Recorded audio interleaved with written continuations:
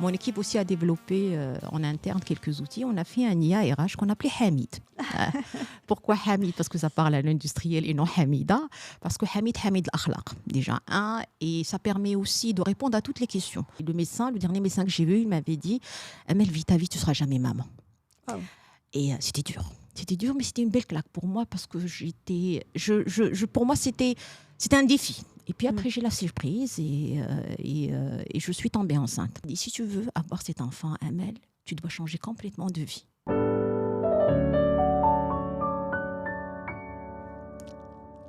Aujourd'hui, j'ai le plaisir de recevoir Amel Boukhlis, une femme dont le parcours est à la fois structuré, engagé et profondément humain. Avant d'être directrice RH, communication interne et RSE à la Sonacide, Amel a évolué pendant plus de 26 ans dans des environnements exigeants comme le pharmaceutique, la publicité et les achats et logistiques avant de basculer depuis 13 ans dans le monde des RH et des RSE. À chaque étape, elle a su conjuguer vision stratégique et ancrage terrain avec une capacité rare à créer du lien entre performance, culture et sens. Avec Amel, nous allons parler cohérence intérieure, clarté de pensée et surtout de son engagement sincère à faire des ressources humaines un levier de transformation durable bien au-delà des mots. Amel, bonjour. Bonjour, Allah hafid. C'est vraiment un grand plaisir et un honneur de t'avoir avec moi pour cet épisode de podcast. Et je vais tout de suite me lancer parce que moi aussi, j'ai hâte de découvrir qui est derrière ce beau sourire. Donc, Amel, en 3 mots, 3 phrases, 3 expériences, 3 étapes, qui est Amel Boukhlis? Alors, Amel, c'est avant tout la maman, l'humaine, la fille. Voilà. Magnifique. Un monde féminin aligné avec de la performance, mais beaucoup d'humanité. Beaucoup d'humanité, alhamdoulilah, shukroulillah. Voilà. Super. Alors, Amel, aujourd'hui, on parle au niveau des multinationales et des grandes entreprises, on ne parle plus des ressources humaines. On parle de gestion de capital humain, on parle de chief people officer ou ce genre de choses, ou people director. Tout à fait. Quelle est ta vision par rapport à l'évolution justement de ce métier qui est, pour moi, le métier le plus noble qu'on peut trouver dans une entreprise? Pour moi, c'est cohérent et c'est dans la continuité. Avant, parler de ressources humaines, d'administration du personnel. Les RH servaient à faire de la paie et recruter et faire partir les gens. Maintenant, le principal dans une organisation, c'est pas les bidas, c'est pas les investissements, c'est le capital humain. Et je le dis toujours, le meilleur capital d'une entreprise, c'est le capital humain, parce que c'est grâce à ces humains, à ces âmes, juste performantes et aussi alignées, que peut vivre une entreprise et prospérer. Donc voilà un peu. Magnifique. Effectivement, c'est aujourd'hui, on le voit, hein, et puis ça s'accélère quelque part avec l'IA, oui.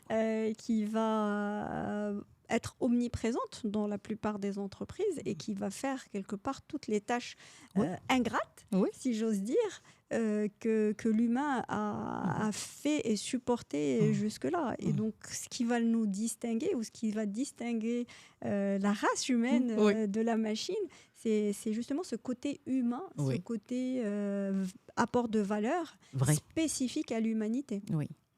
Aussi cet aspect vrai. Donc, pour la petite anecdote d'Hafida, nous, au niveau, quand on parle d'IA, d'ailleurs, mon équipe aussi a développé en interne quelques outils. On a fait un IA RH qu'on appelait Hamid. Pourquoi Hamid? Parce que ça parle à l'industriel et non Hamida. Parce que Hamid l'akhlaq, déjà un. Et ça permet aussi de répondre à toutes les questions.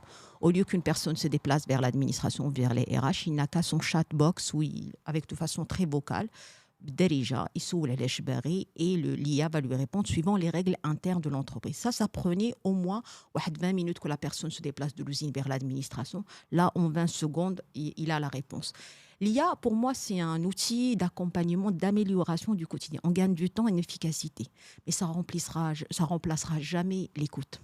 l'alignement, les ondes d'une personne. Que quand moi je reçois une personne, je ne reçois pas juste un personnel ou un membre de l'entreprise, je reçois une âme, je reçois un caractère, je le sens avant qu'il s'assoie. Je dis toujours, il y a 80% que ce qu'on ne dit pas et 20% que ce qu'on dit. Et moi, le plus important, ce sont ces 80%.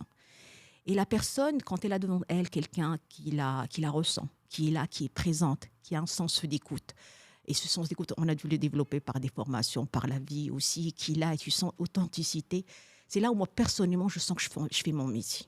Parce que je peux être productif, je peux réussir mes KPI, la masse salariale, les recrutements, les formations.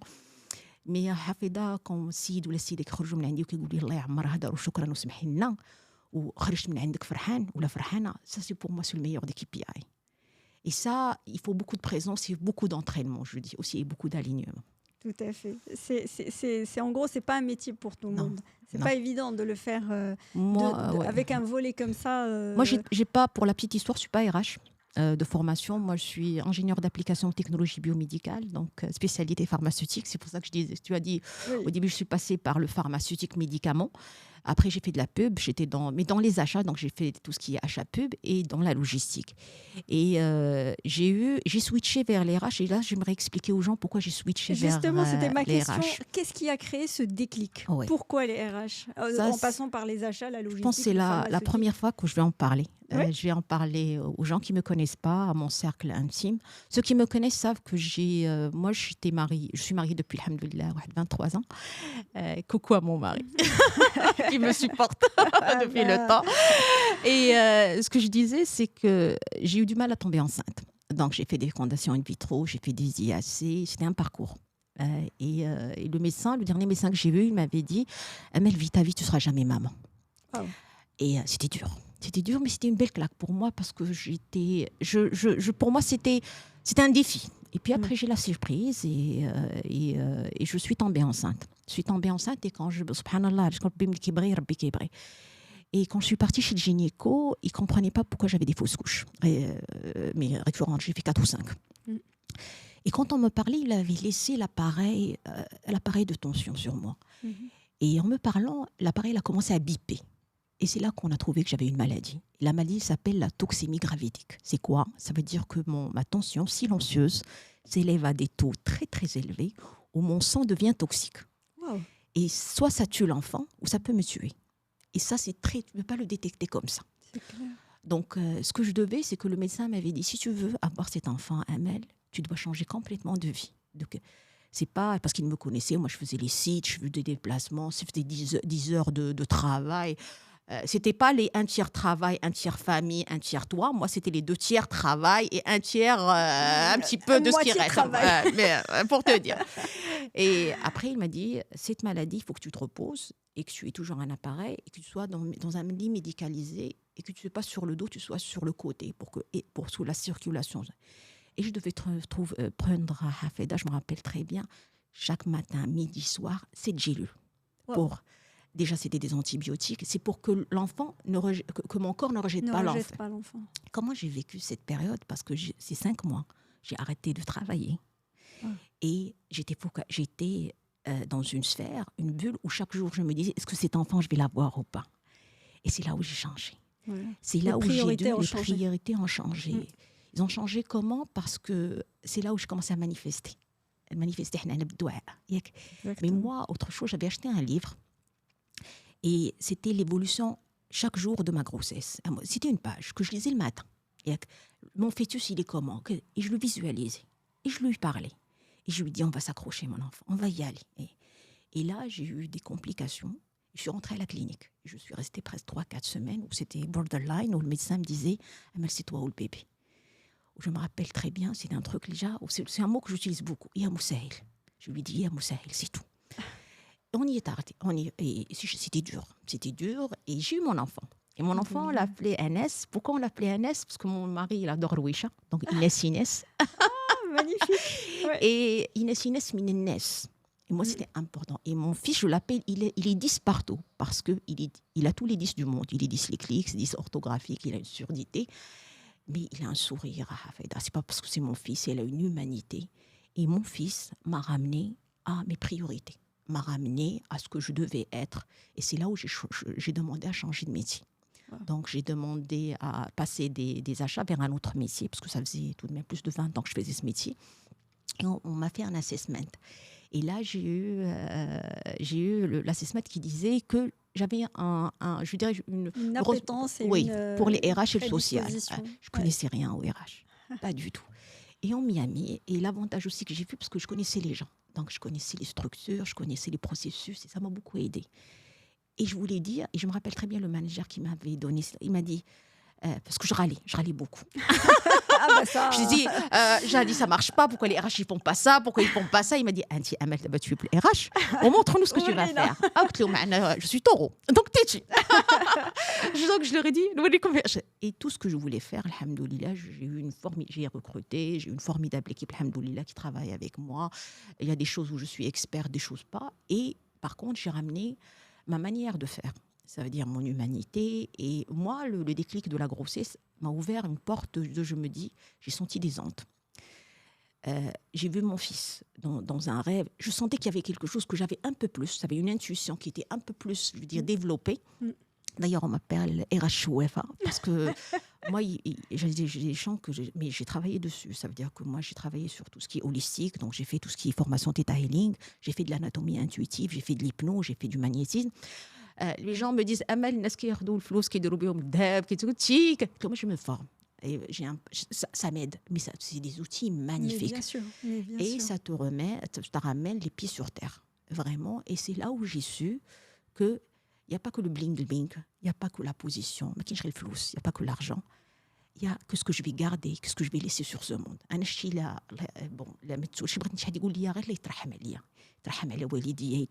Pour moi, c'est le meilleur des cadeaux. Et quand je démarre ma journée, je la démarre avec ce mindset. C'est que je viens pour faire mon boulot. J'ai des KPI, mais je vais faire un peu plus, mais pour être alignée à ce que je suis. Donc voilà un peu mon histoire. Et c'est la première fois que j'en parle de façon publique. C'est vraiment... Alors là, ça me touche beaucoup, ça m'émeut et je t'en remercie infiniment, vraiment, de ce partage. C'est justement ça que les gens ont envie de savoir, c'est ça que les gens ont envie d'entendre.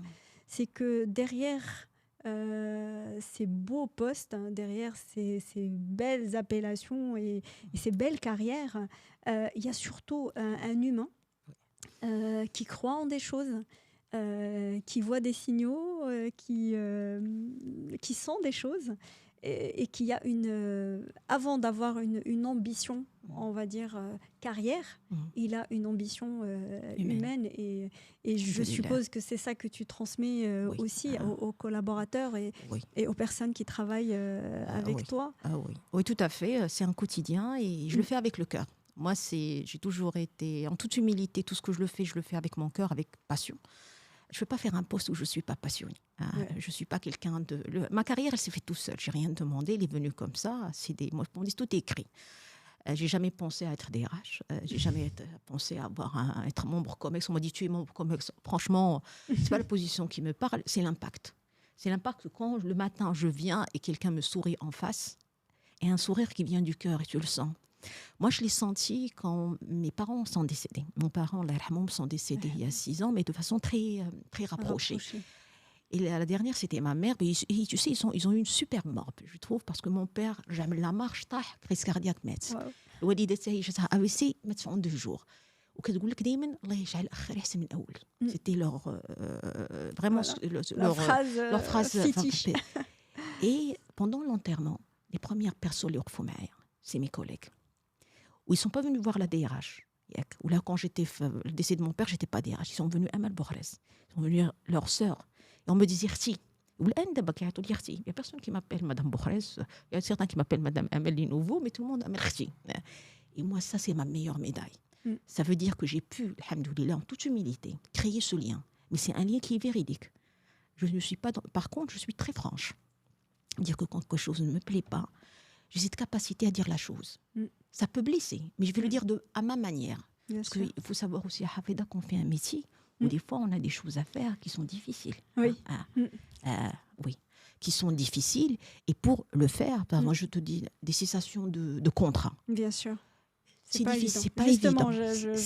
je voulais que tu nous en parles parce que ouais. c'est quand même, justement, c'est à la fois une Tout à responsabilité fait. que d'arrêter la carrière de Ouais, quelqu'un tout à au sein fait. d'une entreprise. Oui, C'est tout un art oui, de le faire. Bien oui, sûr, il y a des techniques, oui, mais il y a surtout, justement, cette connexion humaine oui. qui va permettre que la chose euh, se passe dans Oui, les tout à meilleures fait. conditions Oui, parce qu'il y a une bonne raison à ça. tout C'est à fait. pas... Donc, ce que je fais, c'est que j'explique. Déjà, la personne, elle est sensibilisée. Elle Mm. sait pourquoi. Et je le fais à ma manière. Ça veut dire, je le fais en toute authenticité. Ils sentent que je suis là. Je suis là entière. Ouais. Je ne fais pas juste... C'est un check à faire dans le plan. Je sais la responsabilité de cet épisode et comment le faire. Et, alhamdoulilah, je suis alignée avec ce que je suis. Et quand tu es alignée, tout ce que tu dis, tout ce que tu fais, tout ce que la personne en face de toi ressent, tu en sors. Lui grandit et toi grandis. Tout à fait. Et ça fait partie du quotidien. Voilà, et puis c'est du conseil, c'est des réorientations. Aussi, tu sais, il y a des personnes, alhamdoulilah, que j'ai pu aider à travailler après. J'ai utilisé le réseau pour ça. Et je ne l'ai pas fait parce que je suis obligée de le faire. Je l'ai fait parce que je sentais qu'il y avait un besoin. Je connaissais la personne. Et ce n'est pas un métier facile. Non, c'est clair. C'est un des métiers les plus difficiles dans parce une que entreprise.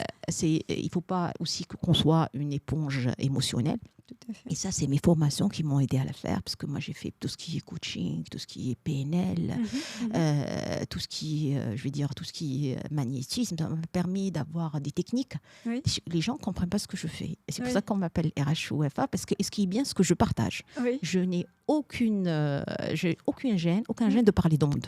Je dis, je sens ça, c'est un chakra. Voilà le chakra racine, voilà le troisième œil. Et j'explique. De façon ludique, j'explique aux gens. Les gens ne comprennent pas tout ça, parce qu'il y a beaucoup qui sont dans le rationnel. Moi, je suis aussi dans le rationnel, mais une partie de mon être et de mon âme qui est ouverte. Et je l'apprivoise et je vis avec. Et depuis que je vis avec, je suis très, très heureuse. Alhamdoulilah. C'est magnifique et ça se voit. Alors, avec le comité de direction dont tu fais partie, comment cette façon d'être, cette façon de faire est appréhendée Est-ce qu'il y a un partage en fait, entre ceux qui sont plus alignés avec ça Comment tu vois cette évolution aussi des comités de direction? Parce que aujourd'hui, et on le voit de plus en plus, les grands patrons, donc les membres des COMEX, sont beaucoup aussi promus grâce à ces qualités humaines. Oui, tout à fait. Donc, moi, l'avantage qu'on est en toute franchise à Sonacid, c'est que les membres de COMEX, je ne leur jette pas des fleurs. Leur base, ils ont été recrutés pour la technicité, mais aussi pour le côté humain. Moi, j'en ai recruté une bonne partie, et les autres, c'est des promotions internes qu'on a vues. À Sonacid, ce que j'adore, c'est que c'est une famille. Et quand tu dis famille, tu dis appartenance, tu dis parlons vrai. Et on est solidaire. On est solidaire. Je t'ai donné mon exemple d'Il-Hazza et aussi dans le Farah. Et ça, le côté humain est très important chez nous. Et quand je partage, c'est pour ça qu'ils vivent ça avec moi quand je fais une formation et que je viens et que j'explique, parce qu'ils ont eu du mal à savoir que je devais expliquer ce que c'est que le Theta Healing. Les cartésiens ont eu du mal, mais ils ont vu ce que ça me faisait. Ils ont pas compris. Ils ont pas compris, mais sinon, leur côté humain fait toute la différence. Et c'est ça aussi pour les jeunes qui font aussi la différence, parce que nos jeunes ne cherchent plus à faire carrière. Cette nouvelle génération cherche de l'authenticité, cherche des expériences de vie, cherche une connexion et cherche un alignement. Nous, avant, on cherchait un salaire, on cherchait une retraite, on cherchait une stabilité à vie. Cette nouvelle génération m'a appris beaucoup de choses. Franchement, m'a appris une fraîcheur, à sortir out of the box, à penser out of the box et à être vraiment dans une autre dimension, mais toujours aligné. Donc voilà. Magnifique. Donc, si on parlait un peu plus du métier que tu fais et de comment on va dire, t'as ta façon de faire aujourd'hui et qui a fait ses preuves et les résultats sont là. Moi, j'ai eu la chance de côtoyer d'un peu plus loin le personnel de la Sonacid et je peux en témoigner de l'harmonie et de l'ambiance extraordinaire qu'il y a dans ces équipes-là. Si tu devais donner un cadre à suivre pour les autres des RH et pour les personnes qui s'intéressent justement à ce métier-là. Quels sont allez, s'il y avait 3 piliers principaux sur lesquels chacun devrait insister, ça serait quoi? Déjà remettre l'humain au centre. Quand tu dis remettre avec ses valeurs, sa manière d'être, ça veut dire que cette personne doit être dans l'équité. Équité, je vais parler équité salaire. C'est pas toujours facile, mais être franc. Si on n'arrive pas à faire une équité salaire, expliquer pourquoi. Équité des chances d'évolution, dans des promotions aussi, et être vrai, authentique vis-à-vis de la personne. Il y a beaucoup de personnes, pas dans les RH, qui préfèrent, je veux dire, aller avec la vague. Moi, je préfère, même si ça va faire mal, mais être vrai, être authentique et dire les choses. Tu vas gagner en authenticité, tu vas gagner en crédibilité vis-à-vis de cette personne. Et aussi, j'encourage les RH à aller voir autre chose que la paix, que l'administration, que la formation. On a chacun une zone d'ombre qu'il faudrait savoir commencer à apprivoiser. Et écouter aussi cette zone parce qu'elle peut beaucoup nous aider. Parce que si on l'apprivoise pas, un jour, on aura des répercussions. Donc voilà. Justement, dans les moments difficiles, c'est là où cette zone, on va dire, se manifeste deux fois plus que la moyenne. Comment tu arrives à gérer? Comment tu arrives à gérer entre tes émotions, ta vision de femme stratège et Amel l'humaine? Comment tu prends ta décision? Je réagis jamais à chaud. Je réagis, je laisse couler. Si une décision doit se prendre le lendemain, je laisserai le lendemain. Je vais réfléchir. Je peux demander conseil à des gens, des experts. C'est toujours bien de demander à quelqu'un qui soit neutre. Et j'utilise ce qu'on appelle le P3 dans le coaching, c'est l'observateur. Ça veut dire que dans la situation, je l'analyse dans ma tête. Comme maintenant, il y a quelqu'un sur le 3, qui est le P3, et qui analyse et dit, est-ce que j'aurais dû dire ça ou dire ça? Et ça, j'ai appris de le faire. Après le faire en parallèle. Et ça donne des résultats parce que pourquoi? Tu enlèves l'émotion. Et quand tu enlèves l'émotion, tu travailles le cartésien et tu travailles tes valeurs. Et tu as ta réponse. Et tu te détaches. Et quand tu te dis, l'émotion. Et surtout les Méditerranéens. Mais nous sommes des êtres d'émotion. Tout à fait. Donc, dans ces situations, c'est difficile où il y a un enjeu. Il y a un enjeu de quelqu'un d'autre à part toi. Bien sûr. Et c'est là il faut se détacher, il faut peser le pour et le contre et prendre des décisions. Donc voilà. Et ça marche à 90%, mais 10% ça ne marche pas parce que je reste humaine, je ne suis pas un robot. C'est clair. Quelle est ta vision justement de l'entreprise de demain? Avec toutes ces évolutions, toi tu les vois à la fois sur le volet humain et tu les vois aussi sur le volet technologique, avancement. Ce qui est bien, c'est que moi j'adore ce que je vois maintenant au Maroc. On est en train de travailler sur le 2030, 2025. Le Maroc évolue et le Maroc il évolue très bien. Je vais parler du monde industriel. Il y a beaucoup d'investissements qui se font et sur les industries que je côtoie, c'est les meilleures technologies qui existent au Maroc. Donc, et on a d'excellents cadres techniciens et ouvriers. Au niveau technicité métier, quand on benchmark avec d'autres structures, on est très bon. Donc ça, il faut déjà qu'on soit toujours, je vais dire, une mise à jour de tout ce qui est formation, technicité. Donc toujours former pour être toujours à jour parce que la technologie, elle change. Et aussi, quand on parle d'IA, dans l'IA, je rigole tout le temps, je leur dis l'IA, il n'y a pas que ChatGPT. L'IA, il y a plusieurs choses, ça facilite. Il ne faut pas qu'on prenne ça parce qu'il y a beaucoup de gens avec qui, quand je parle, ils me disent « Mais l'IA, madame, il va prendre ma place. » L'IA ne va pas prendre ta place. L'IA existe depuis quinzaine d'années. C'est juste là que ça devient un peu à la mode. Exactement. Mais ça existe, c'est des tools, c'est des ERP qu'on utilise. Ça s'est démocratisé. Tout à fait. Donc, trouver des moyens pour faciliter tout ce qui est redondant et travailler sur des choses qui ont de la valeur ajoutée. Et le plus important, on ne travaille pas seul. On a une équipe. Donc, cette équipe, elle doit être porteuse de tes valeurs. Et cette équipe, tu dois la valoriser. Cette équipe, tu sais, quand tu fais briller ton équipe, c'est sûr que tu vas briller. Moi, personnellement, des fois, je m'aterne trop. Mais je me suis entourée de personnes qui reflètent pas ce que je suis, mais je leur ai donné tout ce que je savais. Mais il y a des gens qui me disent, mais tu leur donnes tout, Amel, ils vont prendre ta place, ça ne me dérange pas. Pourquoi? Parce que c'est la continuité. C'est que ça, pour moi, un manager. Un manager, c'est quelqu'un qui transmet, كيدون سكيلسي والارزاق عند سيدي ربي راه ماشي عند العبد. هذه اولا. ثانيا la personne, ton équipe ou les personnes ou dans les organisations, on doit être à l'écoute de l'autre. Chaque manager, il n'est pas là juste pour donner des KPI. Tu sais, il y a un truc très bête, mais je dirais 50%, le bonjour du matin. Exactement. Tu viens le matin avec un beau sourire, un sourire qui vient du cœur, et tu dis un bonjour qui vient du cœur. Et tu te rappelles, il y a toujours me dit, Amel, pourquoi tu fêtes les anniversaires? Je dis, les anniversaires, pour moi, c'est un moment de joie. J'ai un calendrier Excel avec le personnel de Sonacid. Là, on a mis l'IA. Ça devient automatique. Mais avant, chaque matin, avec mon café du 7h, j'envoyais un message.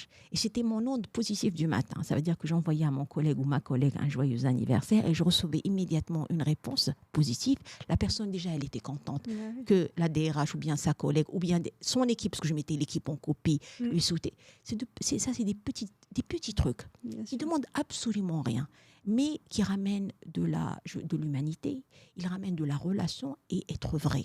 Et un manager, pour moi, qui n'est pas vrai, et si tu n'es pas vrai, pour moi, tu ne vas pas réussir. Donc voilà. Vraiment, c'est un bonheur que de t'écouter et je tiens à préciser Amel qui appelle tout le monde Oulidati. Amel est une jeune femme à la fleur de l'âge et qui est juste extraordinaire. Et je pense qu'elle rayonne au-delà de ce qu'elle est. D'où le fait de rassembler tout le monde sous son aile et c'est tout en son honneur. Tes piliers. Tes piliers au quotidien, tes piliers dans la vie de tous les jours, que ça soit professionnel ou personnel, c'est lesquels? Tes 3-4 piliers qui font que tu te sens solide et soutenu. Premier pilier, je dirais mon éducation. Moi, j'ai eu la chance d'avoir eu des parents extraordinaires.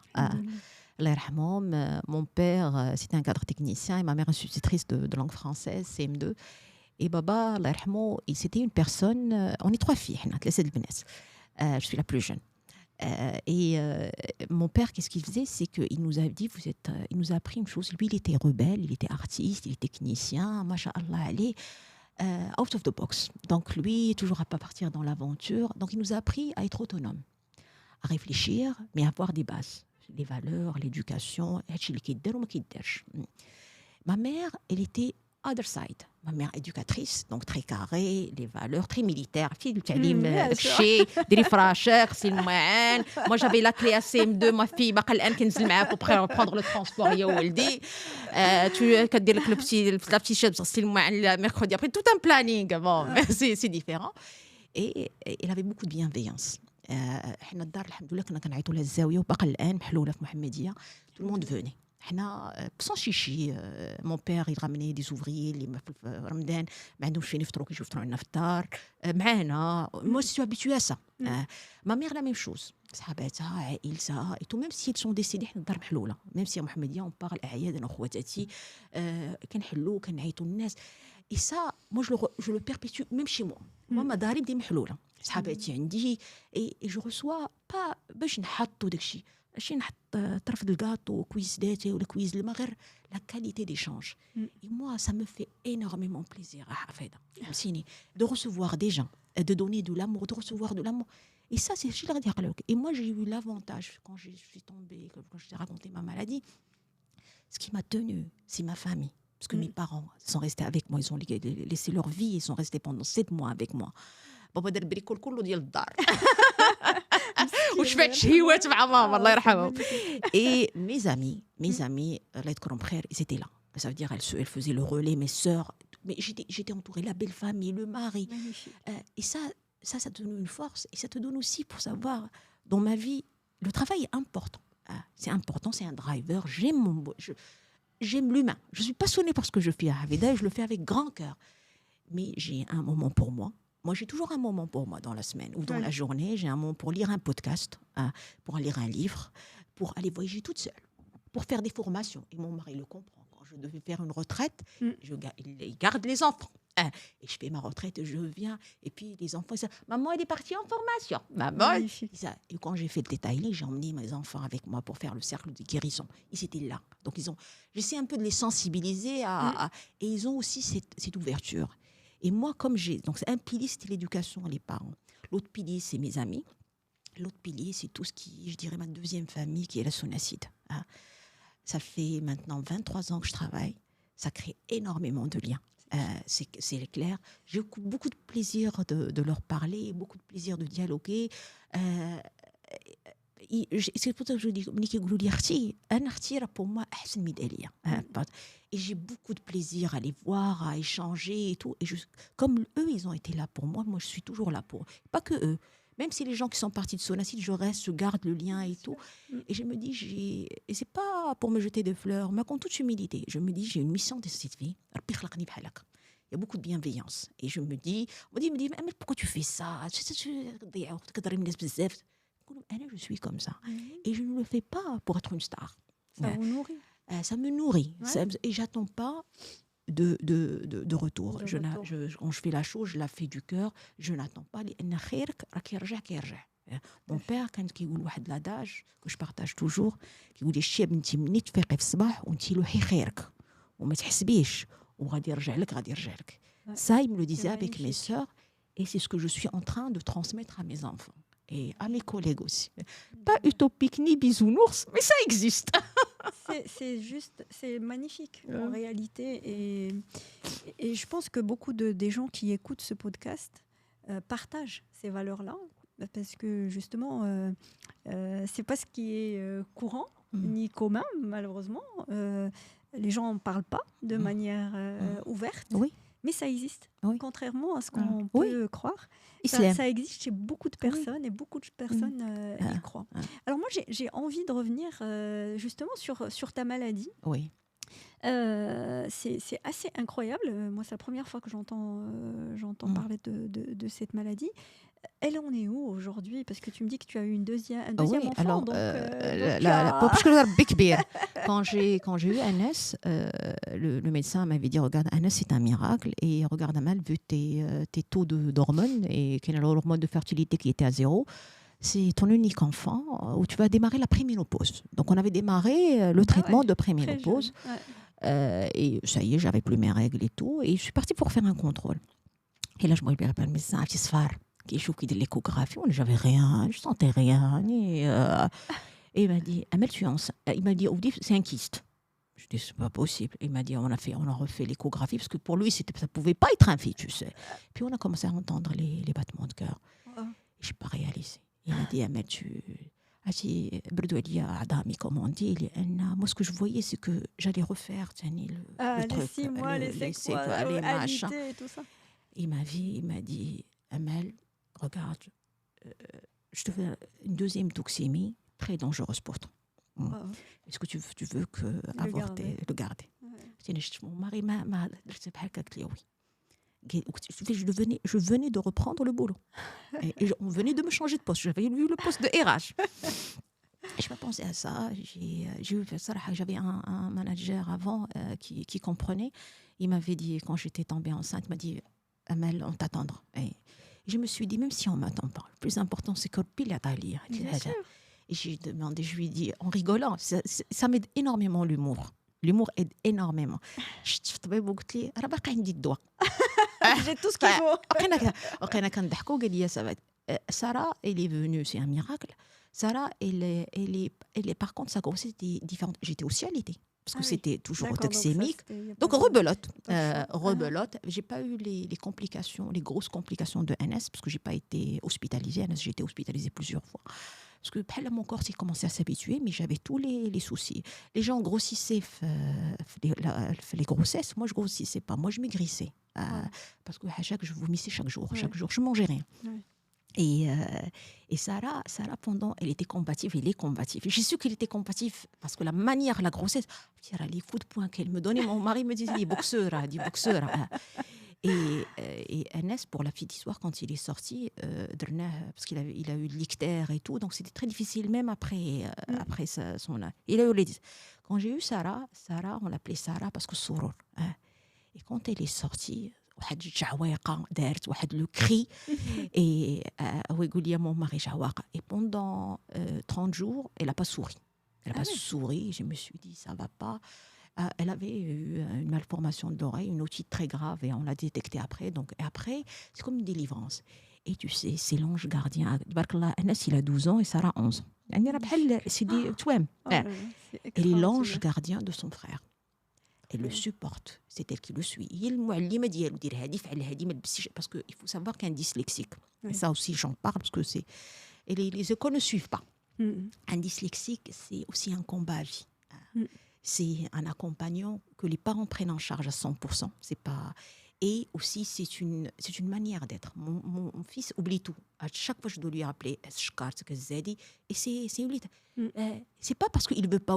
L'école te dit il fait des bêtises. Il ne fait pas des bêtises. La dyslexie, ce que j'ai fait, c'est que je me suis entourée de médecins qui lui ont expliqué ce que c'est que la dyslexie. Donc, à chaque fois que tu lui dis Anas, pourquoi tu n'arrives pas à lire, il lui explique clairement. Il leur dit il y a beaucoup de lettres, moi, j'ai beaucoup de mal à les regrouper. Ça me prend plus de temps de lire. Et c'est comme ça. Et sa sœur, elle l'aide. Ça veut dire que c'est l'aide dans tout ce qui est devoir et tout. Et là, il se chamaille. C'est pas c'est normal et tout. Mais Rabbi, ça, c'était les 2 miracles de ma vie. Ou منساش هاد les hôpitaux. علاش انا كنقول من mes enfants, moi j'ai changé. من mes 2 grossesses, j'ai changé parce que كنقول ربي عطاني أكثر ما كنتمنى. ربي عطاهم ليا وماشي حتى mes enfants حفيدة. C'est des anges sur terre. J'ai beaucoup de plaisir à voir des choses ديالي وديال leur père فيهم. Mais je les aurais appris. Ça veut dire que نصدقوا نقولوا الكلمة الطيبة نعاونوا. On ne doit pas être méchant avec les autres. On est là pour aider. Tout ce qu'on peut faire, on le fait. اللي كاينه اللي ما كاينش ما عنديش فلوس باش نشريها لك. ما نشريش ماما جو فو هاد فلان مارك اكس لا ما نشريش لك هاد لا مارك باسكو لا مارك لو فو ريان دير ولدي. هذاك الفلوس نعطيهم لشي حد اخر ولا نديروا بهم شي عمل ولا نخليهم لك لقرايسك. اي سي كوم سا. اي دي فوا me disent ما عندك ما بقى تقول لنا ان شاء الله باسكو ان شاء الله كنقول كلشي على ان شاء الله. كاين ما كاينش et tu as ça et ça je peux te dire, ça a changé ma vie, vraiment ça. Et les voir grandir, Allah يجعل منهم الذرية الصالحة. هادشي نقدر نقول لك. Inch'Allah. Alors, est-ce que tu as envie de nous partager tes rituels, tes lectures, les personnes qui t'ont inspiré Alors, oui, bien sûr. Mais déjà, il y a autre chose que je voulais aussi partager, à part les enfants, c'est que l'année dernière, j'ai eu le plaisir de faire le pèlerinage. Et ça aussi, c'était un cadeau de Dieu. Parce que la manière باش دار. Alors, أنا كنت كنحط القرعة في كازا pendant 10 ans. كنحطو كل عام أنا ومون ماري ما كنطلعوش. Et ma mère, avant de décéder, elle est partie voir mon mari, parce que كانت كتجلس عندنا كانت مرضات وكنت عندنا وعزيزة عليه ماما. الله يرحمها. وكانت قالت لي شتي يا كريمة ولدي بغيت ندير عمرة على الحاج. Alors que mes parents حاجين عمرة وشي هو بقى عاقل عليها. Et nous, mon mari, il est entre le nord et ici. Donc, حط في القرعة ديال لو نور au niveau ديال المارتيل ياك وما قالهاش ليا. Et ma mère, c'était 1 an après le décès de ma mère. Moi, j'étais chamboulée, donc ما حطيت لا قرعة لا والو et tout. Et طلعنا ما طلعناش في القرعة اللائحة الأولى، طلعنا في لائحة الانتظار. Il m'a rien dit ياك. خلاني واحد النهار j'étais en formation. J'étais d'ailleurs, c'est un des livres que je lis beaucoup, ديال Thierry Jensen. J'étais fait un séminaire ديال Thierry Jensen. Le premier jour, je rentre, il me dit Ahmed, j'ai une nouvelle pour toi. J'ai dit قال لي راه حنا في اللائحة وطلعنا وغنمشيو للحج. Et Thierry Jensen avait dit une chose qui me marque et qui est devenue mon mantra. Je me pose et je me dépose et j'ouvre le cœur. Et on faisait des exercices d'ouverture de cœur qui sont ouverture d'âme aussi et alignement de chakra. L'ancrage qui يقول لك حطي رجلك الارض يعني تكالمي ياك pour faire passer vraiment tout ce qui est énergie terrestre vers toi, et de là tu peux t'ouvrir, et en ouvrant le cœur que tu peux t'ouvrir. Donc moi mes rituels, c'est comme ça مشيت للحج. Et vivre le hajj avec ce que je suis, c'est magnifique. Je peux t'assurer, c'est magnifique. Déjà mon mari il a changé à 180 degrés. أنا en toute intimité mon mari ما كانش كيصلي. دابا هو اللي كيفيقني الفجر. حيت ربي اللي هداه. ماشي حد اخر ماشي امل كي غالي tout le temps. Et quand on est parti je venais quand j'ai fait les exercices de healing. Ça veut dire que j'étais là, j'étais connectée بالدعاء. Je l'ai vécu différemment. avec la connectivité. Je vibrais. Je vibrais. C'est clair, avec l'énergie omniprésente. Et ça, c'était magnifique. Je pense que ça, c'était le meilleur cadeau que mon mari. Et là, je sentais, c'est après ça que j'ai porté mon voile.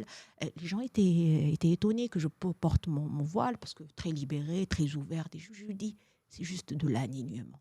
C'est pas un bout de chiffon sur ma tête. Voilà, c'est autre chose. C'est autre chose. C'est une spiritualité que les gens auront peut-être du mal à comprendre. Mais je n'ai pas besoin de l'autre, de la vie de l'autre, parce que je suis alignée avec moi-même. Donc les rituels que j'ai, ça c'est pour le pèlerinage, les rituels que j'ai faits, mais le rituel du matin. Alors rituel du matin, كنصبحوا كنوضوا نصلي الفجر الله يتقبل. Mais الصباح après ملي كنمشي عند الدراري كنحط رجلي اول رجل كنقول الحمد لله et كنعطي النية النهار. Ça je l'ai appris pour le coaching. Ça veut dire النية, l'intention de ta journée. Aujourd'hui, je vais, par exemple, ce matin, j'ai dit, j'ai des choses à faire au niveau du boulot, que ça doit bien se passer. Il y a du positif dedans, Inch'Allah. Et j'ai le podcast avec Hafeda, que j'espère bien va bien se passer. جيت لعند الدراري غنفيقهم. ما غنفيقهمش نوض سربيه وداك الشيء يلاه حبيباتي. Il y a du positif, il y a des chansons. Allez, je mets de la musique, كنفيقهم, كنمشيو بشويه يفيقوا et tout. Machin نمشيو نصليو et tout. Et on démarre la journée dans la joie. كنخرجوا حنا عندنا الدعاء. Depuis longtemps كندعي مع mes parents. كندعي مع mes beaux-parents qui sont malades avec mes amis وكنقول لهم الله يسهل لكم وليداتي كيمشيو بالدعاء. Et je démarre ma journée. Quand je démarre ma journée, des fois, la majorité, je marche pour revenir au travail. Je mets un podcast. Et je démarre smoothly. Et avant de démarrer les tracas du boulot. Je vais faire le tour de l'étage pour dire bonjour. Et je le fais, et je le faisais avant d'être RH, parce que c'est moi, avec le BABA de l'éducation. كندخل اللي عنده جويوز اللي غادي يبان لي غير غنسلم عليه غادي يبان لي ماشي هو هذاك حافظ نقول ليه شربوا قهوه غادي نحل قهوتي غادي نجلس mon rituel j'ai un café je rigole avec l'équipe et tout il y a cet aspect de bonne humeur de mettre l'ambiance et tout mais je le fais de façon très la bonne énergie après tu passes ta journée comme il faut et quand je rentre à la maison je fais mon rituel aussi le rituel c'est que عندي دعاء المساء et avant de dormir je dors sur du positif كنقول في هذه la journée quelque chose qui était positif اللي عقلتي عليها والحاجه النيجاتيف اش تعلمتي منها. Mais ça, c'est un apprentissage, Hafeda. Je l'ai fait plusieurs années. C'est عندي automatique. Et c'est comme ça. Je ne suis pas une sainte. Je ne suis pas... Personne ne serait pas là sinon. Mais alhamdoulilah, je sens que je m'améliore. غادا مزيان الحمد لله في هادشي اللي غادا فيه et je suis heureuse, c'est le plus important. Le plus important, c'est apaiser. Alhamdoulilah. Tu as trouvé le mot. Je suis apaisée. Exactement, parce que le bonheur, justement, les gens ils pensent que le bonheur c'est quelque chose qui doit rester là tout le temps. En fait, c'est pas possible. Le bonheur c'est assez, on va dire sinusoïdal et ça change. Mais par contre, l'apaisement face à l'adversité de la vie, c'est ça qui fait la différence en fait. Mais pour les lectures, je lis de tout. Là, j'ai Thierry Jensen d'ailleurs, que je suis en train de lire son deuxième livre. Je lis énormément de bouquins, de romans, de podcasts. J'aime beaucoup. La nouvelle tendance podcast, c'est plus pratique. Tu mets un livre et je dors sur des ondes. Je dors sur des ondes θ. Ah oui. Depuis que les ondes θ. Je mets les ondes θ. Je prends sur YouTube, donc soit c'est pour me relaxer, soit pour faire. Je fais des nettoyages de chakras. Il y a des rituels. C'est magnifique. Non, mais en fait, sincèrement, je sais qu'il y a beaucoup de gens qui font ce genre de choses, mais il y a très peu de gens qui en parlent. Oui. Donc, parce que tu vas exposer une vulnérabilité. Mais justement, dans ta bouche, c'est pas vulnérable. Au contraire, c'est ta force. Oui. Et donc justement, il s'agit pas de combler quelque chose. Il s'agit de juste se connecter à toutes les choses. Tout ce qui existe. Voilà. Ce qui sont visibles et non visibles. Tout à fait. Et l'intuition et le non visible, il est très important. Exactement. Les meilleures décisions, je les ai prises quand j'ai allié les deux. Ça veut dire que j'ai senti qu'il y avait quelque chose. J'ai pas suivi. J'ai suivi le cartésien, mais j'ai mis un warning sur le non visible. Et le non visible était toujours un warning qui était vrai. Parce que quand je creusais, je trouvais qu'il y avait quelque chose qui n'allait pas. En fait, moi, j'aime beaucoup une information que j'ai eue à travers justement une formation. C'est qu'on peut On peut mentir à son cerveau, mais on ne peut pas mentir à son corps. Fait. Et au début, quand j'avais lu ça, ou j'avais compris ça, je n'avais pas très bien saisi l'ampleur de ce que ça allait chercher. Et en fait, c'est avec le temps que j'ai compris ce que ça voulait dire. En réalité, le cerveau, étant donné que nous sommes les créateurs de nos pensées, donc oui, on peut croire n'importe quelle pensée. Et d'où vient le jugement de l'autre, la façon de percevoir l'autre, la façon de percevoir un événement. Donc tout ça, c'est nous qui le créons. Et par conséquent, on crée aussi l'émotion qui accompagne. Donc les gens qui disent la qalbi tqabat, au fait qalbik tqabat, est-ce que c'était vraiment par rapport à l'information que tu as transmise à ton cerveau, ou est-ce que c'est ton corps qui réagit, est en train de t'envoyer un signal? Et ce genre de distinction, on ne peut pas le faire facilement quand on n'est pas exercé. Donc ça demande un peu d'exercice et d'écouter, surtout d'écouter son soi, son corps, et de se connecter, bien entendu, régulièrement pour que les choses deviennent assez distinguées. Mais au fait, ce que je comprends aujourd'hui du fait qu'on ne peut pas mentir à son corps, c'est justement les maladies, c'est justement les choses qui ne vont pas, physiquement parlant. C'est jamais anodin. Jamais. Donc, quand vous avez un bobo, quel qu'il soit, ça peut être un bouton sur le visage, ça peut être je sais pas, un eczéma ou n'importe. Eh ben, il faut se poser la question sur qu'est-ce que je suis en train de somatiser, qu'est-ce que je suis en train de refuser et qu'est-ce que je suis en train d'imposer à ma personne. Et ça, pour moi, c'est assez incroyable et c'est rapide. Le corps, il est sacré. Le corps, il est sacré, il s'exprime. Bien au-delà des mots. Donc voilà. Mais je suis tout à fait d'accord avec toi. En tout cas, c'est magnifique. Merci vraiment, Amel, pour clôturer ces discussions juste passionnantes et que j'aimerais qu'elles durent. après l'enregistrement. Inch'Allah. Si tu devais transmettre une idée forte à la nouvelle génération de leaders, de patrons, pour que justement il passe à autre chose, qu'il soit autre chose et qu'il inspire autre chose, ça serait quoi? Travailler sur soi, travailler sur son authenticité et le give back. Ce qu'on t'a donné, tu dois le transmettre aussi. C'est bien d'avoir un ego, mais l'ego, il faut aussi l'apprivoiser. Il faut rendre ce qu'on nous a donné, le rendre en parole, en acte, en générosité. On n'est que de passage dans ce monde pour moi. Alors, essayons de le marquer différemment. Après, on se rappellera de nous de façon positive. Donc, voilà un peu le mot que je voulais dire et je voulais te remercier pour cet échange. Ça m'a fait énormément plaisir de venir discuter parce qu'on a discuté ensemble et je t'ai dit des choses que très peu de personnes à part mon entourage. Mais j'ai senti le besoin de le faire parce que ça peut aider d'autres personnes. Comme moi, ça m'a aidé. Donc voilà un peu pourquoi j'ai ouvert mon cœur en toute intimité. Merci Hafeda. En tout cas, vraiment, merci. Merci pour toutes les personnes justement à qui ça va apporter quelque chose, qui vont s'identifier à ce que tu es et que tu vas inspirer, Inch'Allah. Merci. Et j'espère à très très vite parce que je reçois jamais les gens que pour une fois. Je sais qu'il va y avoir une continuité, donc Inch'Allah, à une prochaine. Merci Hafeda. Merci Amel.